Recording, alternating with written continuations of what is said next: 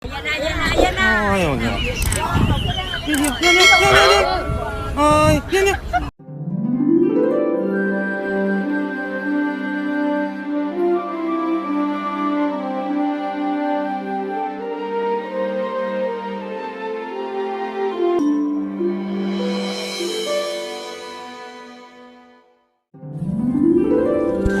Ayan na. Nagwala na naman siya. Ano na naman yun yung mga dahon. Ayan. Naisipan na naman yan. Tumalong na naman siya. Ayun o. Mas kahit saan na lang siya. O, lipat yan siya na lang. O.